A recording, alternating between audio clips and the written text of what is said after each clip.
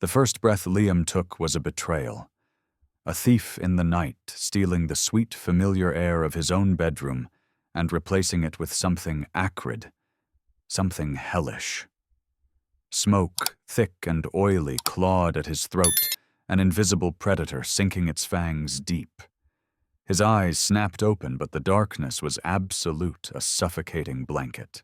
Panic, cold and sharp, tried to pierce through the fog of sleep, but years of training, a lifetime dedicated to battling the very beast, now trying to consume him, held it at bay.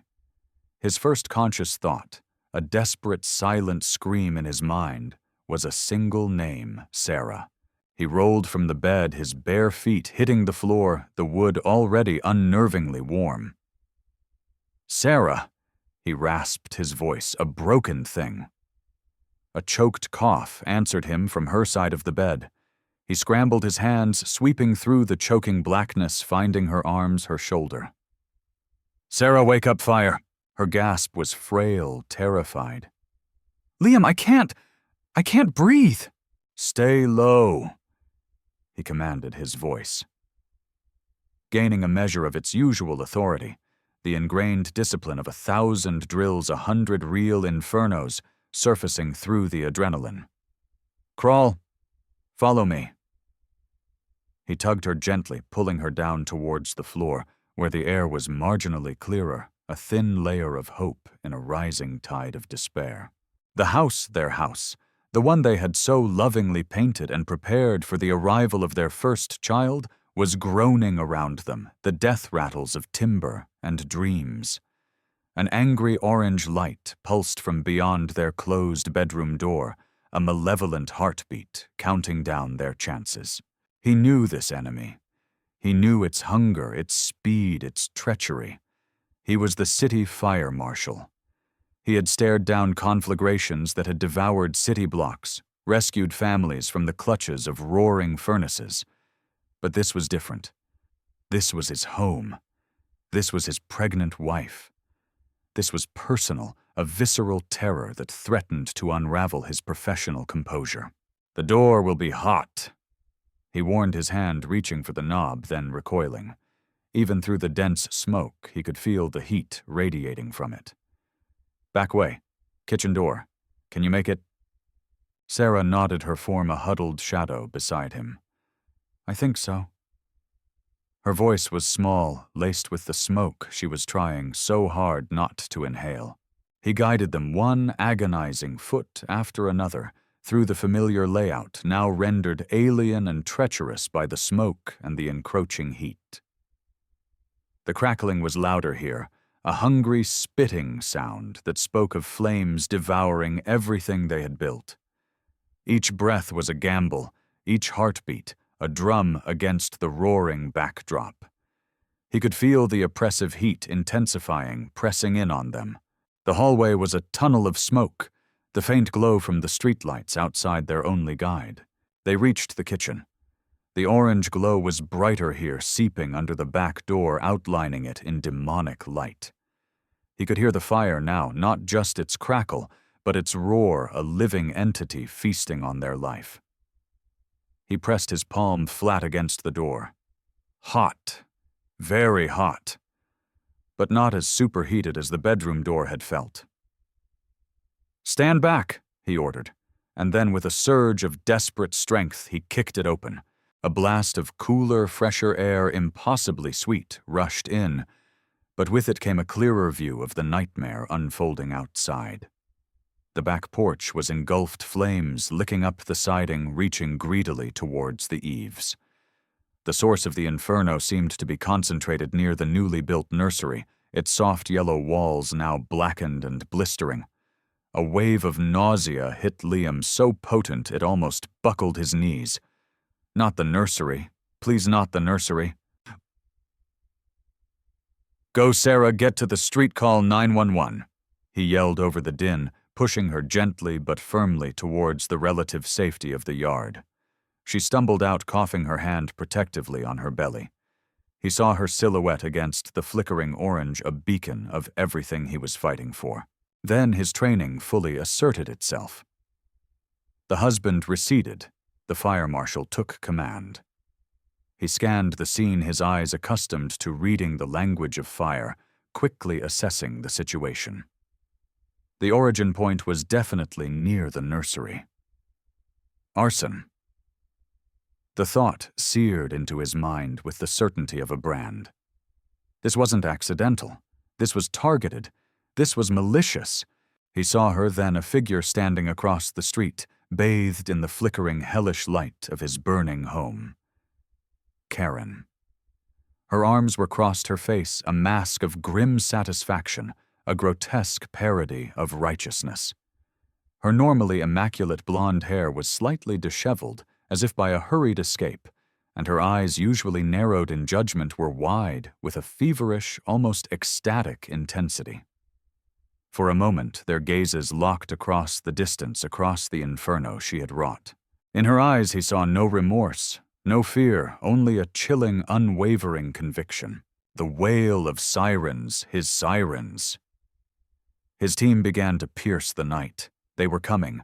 Help was coming. But as Liam stood there watching the flames devour his home, his future with his pregnant wife sobbing on the curb, and the architect of their ruin looking on with cold triumph, he knew this was far from over. This was only the beginning. The fire was just the first salvo in a war he never asked for, but one he would now fight with every fiber of his being. It had all started so differently, this life in Willow Creek Estates. 6 months ago, it had been a dream realized. After years of saving, of planning, they had found the perfect house in the quiet, leafy suburb, a place where their child could grow up with a yard and good schools. Sarah had been ecstatic, her joy infectious. She was 3 months pregnant, then a radiant bloom of impending motherhood, and the house with its sunny rooms and sprawling oak in the backyard felt like a blessing. Liam loved his job as City Fire Marshal, a role that demanded precision courage and an unwavering commitment to public safety. He was respected, admired for his calm demeanor under pressure and his encyclopedic knowledge of fire science and prevention. But his greatest joy was Sarah, his anchor, his confidant, his loving wife. The thought of their child, a new life to nurture and protect, filled him with a profound sense of purpose that transcended even his demanding career. Willow Creek Estates prided itself on its meticulous upkeep, its manicured lawns, and its strict adherence to the Homeowners Association guidelines. Liam and Sarah, eager to be good neighbors, had diligently studied the thick binder of rules and regulations. Most seemed reasonable, designed to maintain property values and a harmonious living environment. They painted their picket fence the approved shade of white, planted only HOA-sanctioned perennials, and ensured their trash cans were discreetly hidden from street view. Their initial interactions with the neighbors were pleasant, a series of welcoming smiles and offers of freshly baked cookies. Mrs. Henderson from next door, a kindly woman with a passion for roses, had been particularly warm, sharing stories of her own children growing up in the neighborhood. Mr. Davies across the street, a retired engineer, always had a friendly wave and a comment about the weather.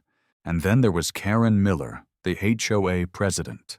Their first encounter was innocuous enough, though in retrospect, it held the seeds of future conflict. Sarah, glowing with early pregnancy, had been weeding the small flower bed by their mailbox. Karen had approached her posture, ramrod straight, her eyes, scanning their property with an appraising, almost proprietary air. "Welcome to Willow Creek, Mrs. Richardson." Karen had said, her voice crisp, devoid of any real warmth. "Liam, isn't it your husband is the fire marshal, I understand?" Sarah, ever gracious, smiled. "Yes, that's right, and please call me Sarah."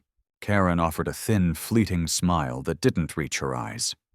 "We value order and adherence to our community standards here, Sarah. I trust you've both familiarized yourselves with the HOA bylaws. We have." Liam confirmed, joining them from the porch where he'd been enjoying a Saturday morning coffee. "Everything seems quite straightforward."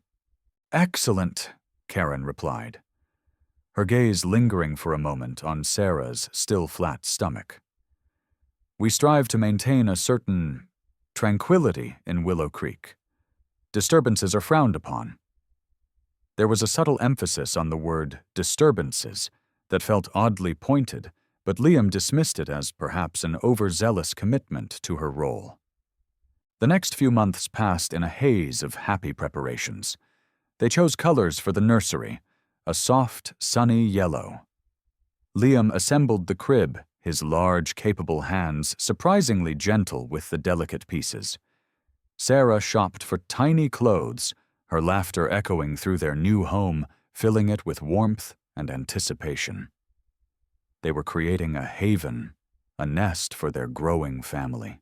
The first tremor in their idyllic existence came in the form of a crisply printed letter slipped into their mailbox. It was an official HOA communication bearing Karen Miller's signature. Dear Mr. and Mrs. Richardson. It began. It has come to the attention of the Homeowners Association that you are expecting a child. While the HOA does not explicitly prohibit families with children, we must remind you of Bylaw 7.4 pertaining to excessive noise and disturbances. This includes but is not limited to persistent crying, shouting, or any other sounds that may disrupt the peace and quiet enjoyment of neighboring properties. Liam read it twice, a frown creasing his brow. Is she serious? Sarah, now 6 months pregnant and more sensitive to stress, looked worried. What does she expect us to do? Liam, babies cry. It's what they do. It's a veiled warning. Liam said, his voice tight with annoyance. She's laying the groundwork to cause problems. He decided to address it directly, hoping to clear the air. He found Karen meticulously pruning her already perfect rose bushes, her movements sharp and precise. Hui. Karen. He began, trying to keep his tone reasonable. We received your letter about the noise bylaw. She didn't look up from her task. And we find it a bit preemptive. Our baby isn't even born yet. Karen finally straightened her shears, glinting in the sunlight. Preparedness is key to maintaining community standards, Liam. Some residents have expressed concerns about the potential for disruption. Some residents, or you, Karen, Liam challenged his patience, wearing thin. Her eyes narrowed. The HOA acts in the collective interest of all homeowners. Newborns, as you may or may not be aware, can be extraordinarily disruptive. Their crying can carry especially at night. It infringes upon the rights of other residents to quiet enjoyment of their homes. So what are you suggesting? Sarah asked, joining them, her voice trembling slightly. That we muzzle our child.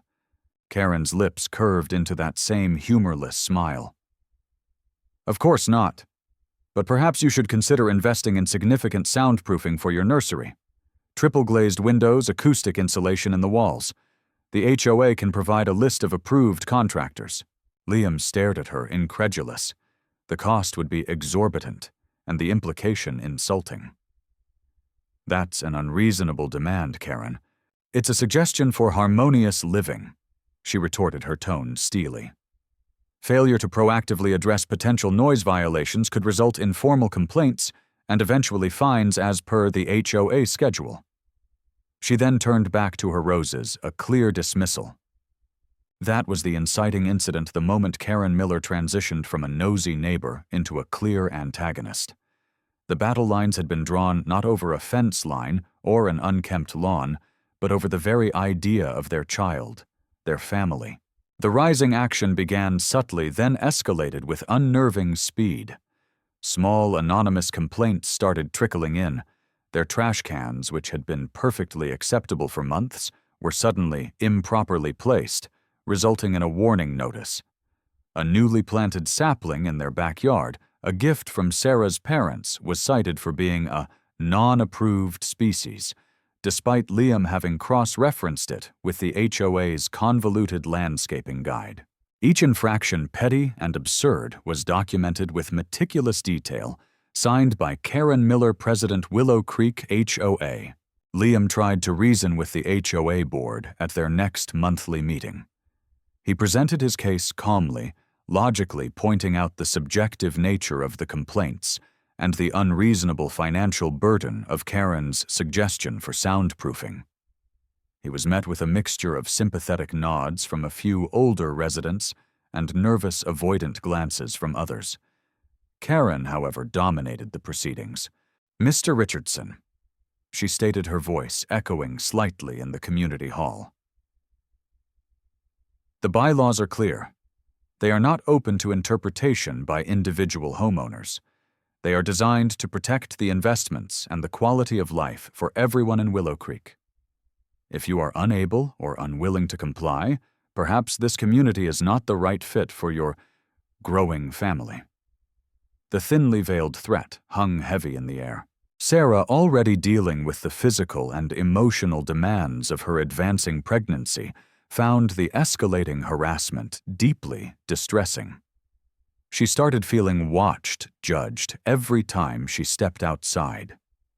The joy of preparing for their baby was being overshadowed by a constant low-level anxiety. "She's trying to drive us out, Liam," Sarah said one evening, tears welling in her eyes as she held another violation notice, this time for a faded spot on their mailbox, which Liam suspected had been deliberately caused. "She doesn't want children here?" "She's not going to win, Sarah." Liam vowed his arm around her shoulders. "This is our home. We have every right to be here to raise our family here." But Karen was relentless. The next shocking incident came when Liam was at work. Sarah had decided to take a short walk, hoping to clear her head. As she passed Karen's house, Karen was out front, ostensibly watering her prize-winning petunias. "Enjoying your stroll, Sarah?" Karen called out, her voice deceptively sweet. "Trying to," Sarah replied, wary. "You know," Karen continued, turning off the hose and approaching Sarah, her gaze uncomfortably intense. "This neighborhood has always been very peaceful. Before certain elements decided to move in." Sarah stiffened. "If you're referring to us, Karen, we've done nothing to disrupt anyone." Karen let out a short, dry laugh. "Not yet. But the potential is there, isn't it? Crying all night.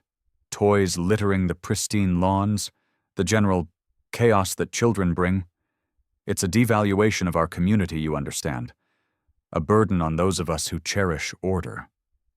She took a step closer, invading Sarah's personal space. "It would be a shame if something unfortunate were to happen that made you reconsider your living arrangements. For the baby's sake, of course. Stress isn't good for expectant mothers." The menace in her voice was unmistakable. Sarah felt a chill despite the warm afternoon. This wasn't just about bylaws anymore. This was about intimidation. This was bullying, pure and simple. She turned and walked away, her heart pounding, Karen's soft, venomous words echoing in her ears. When Liam heard his fury was a cold, controlled burn. He confronted Karen immediately. "You threatened my wife, Karen. You deliberately tried to intimidate a pregnant woman." Karen, however, was a fortress of denial. "Threaten my dear Liam. I was merely expressing concern. Perhaps Sarah is overly sensitive in her condition. Hormones, you know." Her dismissive wave was infuriating. "And I must ask you to lower your voice. We have noise ordinances." Liam felt like he was hitting a brick wall. Karen was an expert at twisting words, at maintaining a veneer of civility while waging her campaign of harassment. He knew he needed more than just accusations. He needed evidence, something concrete, to show the rest of the HOA board, perhaps even the police, the extent of her malice. He started documenting everything: copies of the violation notices, photographs of the alleged infractions, often non-existent or ridiculously minor, detailed notes of every interaction with Karen, including her veiled threats. He spoke to Mrs. Henderson and Mr. Davies, trying to gauge their feelings. Mrs. Henderson was sympathetic but fearful. "Karen can be vindictive, Liam. She holds grudges. Be careful." Mr. Davies, more pragmatic, advised him to play by the book, but watch your back. The pressure was clearly taking its toll on Sarah. She had trouble sleeping. Her appetite waned. The joyous anticipation of their baby's arrival was now tinged with a constant dread of what Karen might do next. Liam felt a growing sense of helplessness, a dangerous emotion for a man used to being in control to solving problems. His home, his sanctuary, had become a battleground. And then came the night of the fire, the night that stripped away all pretense, all semblance of suburban decorum, and exposed the raw, ugly core of Karen Miller's obsession.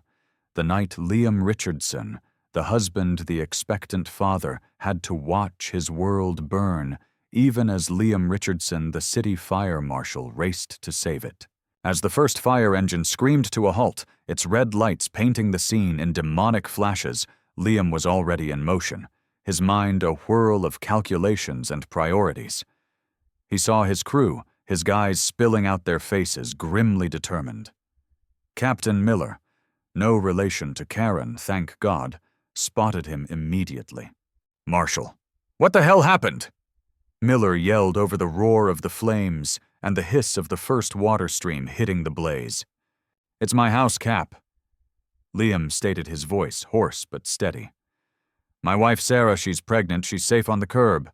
Origin point looks like the rear near the north-facing window of the east wing. That's the nursery.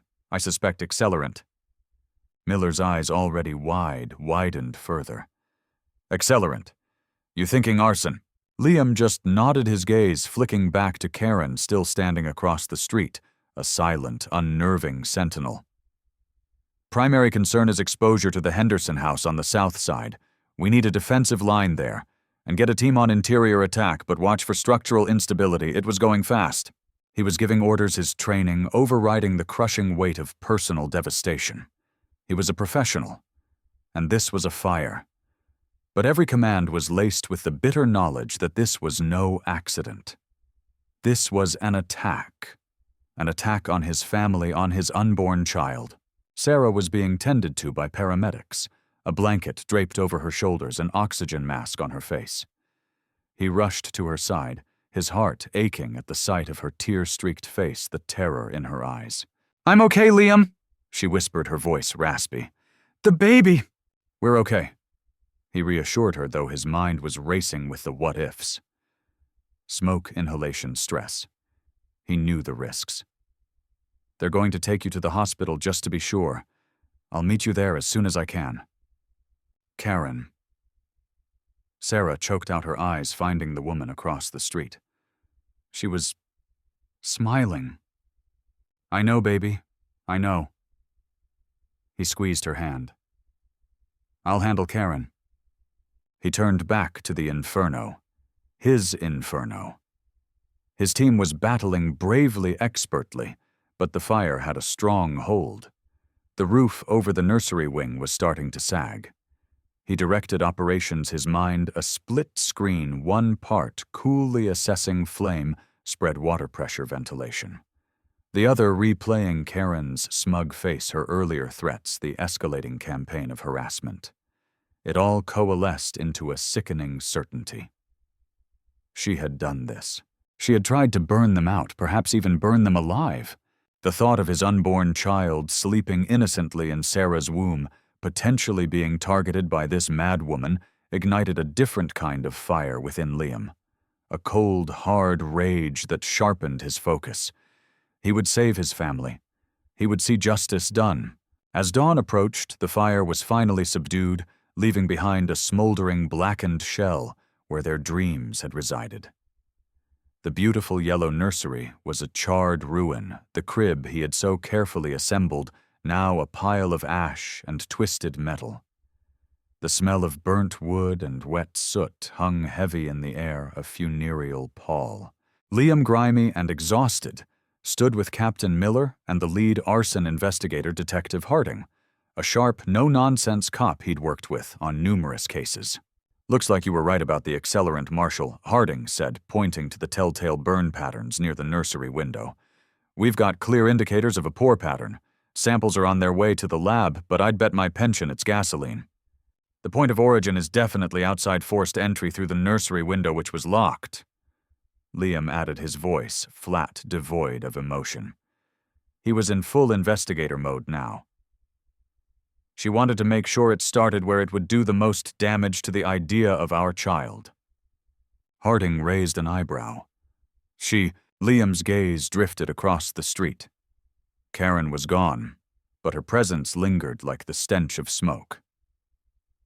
Karen Miller, HOA president, lives right there, he pointed.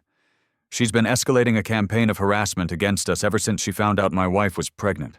Believes newborns violate HOA noise rules. Harding whistled softly. That's a hell of a motive. You have any proof of this harassment? I have a file, Liam said. Letters, photos, notes of conversations, veiled threats. She told my wife it would be a shame if something unfortunate happened to make us reconsider living here for the baby's sake. That's more than motive. That's premeditation, Harding muttered, scribbling furiously in his notepad. We'll need that file, and we'll need to talk to Mrs. Miller. Does she have any history? Not that I'm aware of beyond being a control freak HOA president, but this— Liam gestured to the ruins of his home. This is a quantum leap, she snapped. The next few days were a blur of activity. Sarah was thankfully discharged from the hospital after a thorough checkup, the baby unharmed, but she was deeply traumatized, jumping at every sudden noise her eyes haunted. They stayed with Mrs. Henderson, who, despite her earlier fear of Karen, opened her home to them without hesitation, her kindness a small beacon in their darkness. Liam provided Detective Harding with his meticulous file on Karen. He also canvassed the neighborhood, talking to other residents. A few, emboldened by the horrific nature of the fire, came forward with their own stories of Karen's petty tyrannies, her abuse of power, her unsettling obsession with order.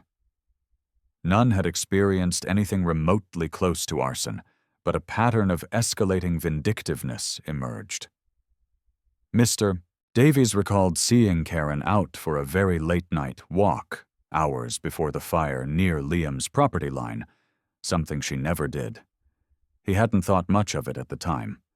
But now, the midpoint twist, the critical piece of evidence that would irrevocably change the trajectory of the investigation, came from an unexpected source, Liam's own professional expertise, combined with a stroke of luck. While sifting through the charred debris of the nursery under the supervision of the arson team, he was officially a victim, not an investigator on this case. But Harding valued his input. Liam noticed something peculiar near the suspected point of origin. A small, partially melted plastic fragment, no bigger than his thumbnail, with a distinctive ridged pattern. It wasn't from any of their belongings. He recognized the type of plastic. It was often used for containers holding household chemicals, or more commonly automotive fluids. But it was the faint, almost invisible lettering preserved by a quirk of the fire that made his blood run cold. He carefully bagged it and showed it to Harding. This pattern? This type of plastic, Liam said, his voice tight. It's consistent with a specific brand of lighter fluid, one that comes in a small, distinctively shaped bottle. Not the kind of thing you usually find in a garage full of gasoline cans. Harding sent the fragment for expedited analysis. Meanwhile, he discreetly checked local stores for recent purchases of that particular brand. And then came the hit. A gas station convenience store 2 towns over had sold 3 bottles of that exact lighter fluid to a woman matching Karen Miller's description the day before the fire. The clerk remembered her because she seemed agitated and paid in cash for only that item. And crucially, the store had security footage. When Harding showed Liam the still image from the CCTV, there was no doubt. It was Karen, her face tight with a strange mixture of anxiety and determination, purchasing the lighter fluid. The final nail in her coffin. We have enough to bring her in for questioning, Liam. Harding said, his expression grim. With this, and your file, and the witness statements, we can build a strong case for arson, reckless endangerment, possibly even attempted homicide given your wife was pregnant and inside. The community was reeling. An emergency HOA meeting was called not by Karen, but by a group of horrified residents led by Mr. Davies and a shaken but resolute Mrs. Henderson. The purpose was twofold: to address the immediate crisis and to discuss Karen Miller's fitness to continue as president. Karen unbelievably announced her intention to attend to address these slanderous accusations. The climax arrived on a tense, somber evening in the Willow Creek Community Hall, the same hall where Karen had once tried to intimidate Liam and Sarah with her pronouncements on bylaws. The room was packed a sea of anxious, angry, and bewildered faces. Liam and Sarah sat in the front row. Sarah holding his hand tightly, her gaze fixed on the empty chair at the head of the table, reserved for the HOA president. Karen Miller walked in not with her usual imperious stride, but with a slightly faltering step. Yet her expression was one of defiant indignation. She carried a sheaf of papers, presumably her defense. "Good evening, residents," she began, her voice attempting its usual crisp authority, but with an underlying tremor. "I understand there are many concerns following the tragic incident at the Richardson home. I want to assure you that the HOA is taking this matter very seriously." Mr. Davies stood up. "Karen, we're past assurances. We have serious questions about your involvement in that tragic incident." "My involvement?" Karen feigned outrage. "That is a despicable accusation. I am as shocked and horrified as anyone by what happened to Liam and Sarah. Are you Karen?" Liam's voice, calm and cold, cut through the room. He stood up, Sarah rising with him, a united front. "Were you shocked and horrified when you purchased 3 bottles of King Flame lighter fluid the day before the fire? The same brand of accelerant found at the origin point of the blaze that destroyed our home and nearly killed my wife and unborn child." A collective gasp went through the room. Karen's face paled visibly. That's a lie. I bought that for a barbecue." "You don't own a barbecue, Karen!" Mrs. Henderson interjected, her voice surprisingly firm. "You've complained about the smoke from everyone else's for years." The murmurs in the room grew louder, angrier. "And were you shocked and horrified?" Liam continued, his gaze unwavering.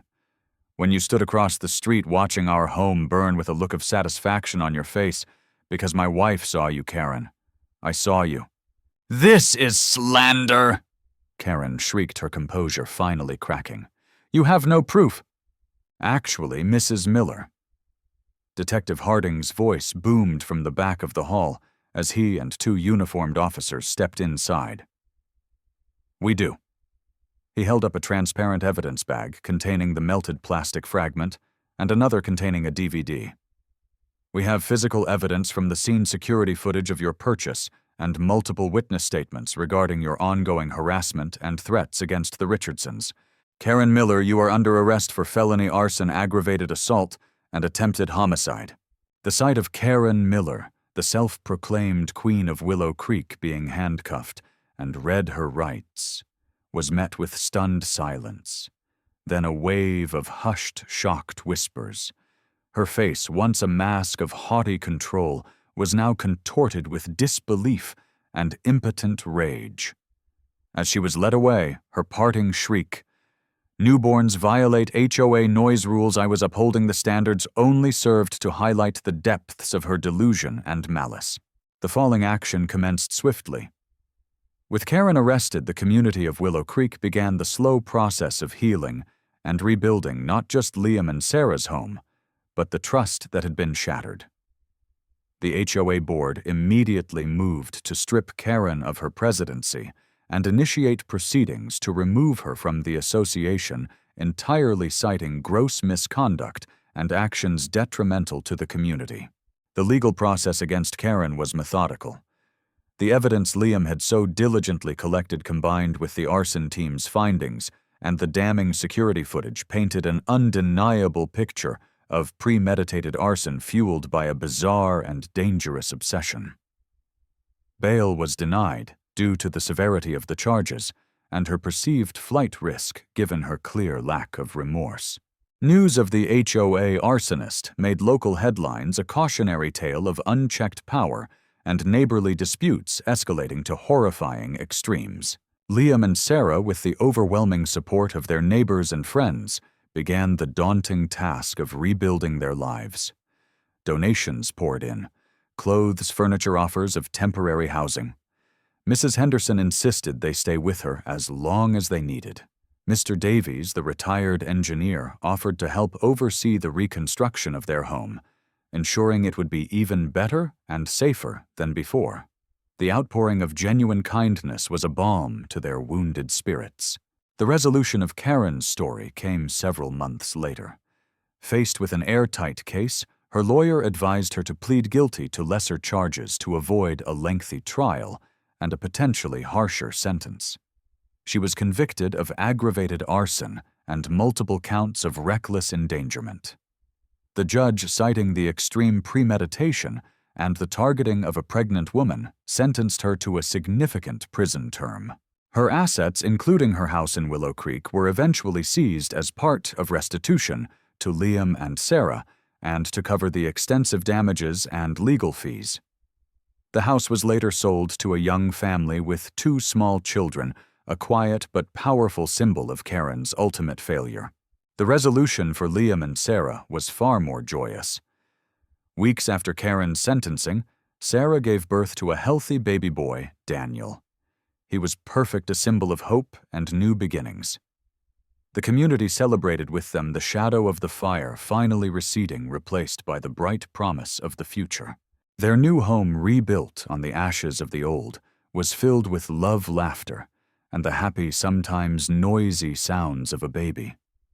Liam, holding Daniel in his arms, often looked out at the peaceful street at the neighbors who had become like family. The trauma of the fire would always be a part of their story, a scar on their memories. But it had also revealed the true strength of their community, the resilience of their love, and the profound truth that out of even the darkest ashes, new life and hope can and will emerge. The air in Willow Creek Estates felt cleaner, lighter. The oppressive reign of arbitrary rules and vindictive enforcement was over. Children played freely on the lawns, their laughter a melody that Karen Miller would never again silence. Liam, no longer just the City Fire Marshal, but also a proud father, knew that true community wasn't built on rigid adherence to bylaws, but on compassion, understanding, and the unwavering courage to stand up to darkness in whatever form it might take. The positive echo of their ordeal was a stronger, more united neighborhood, forever bonded by the fire they had overcome together, and the bright future embodied by its newest and most cherished resident.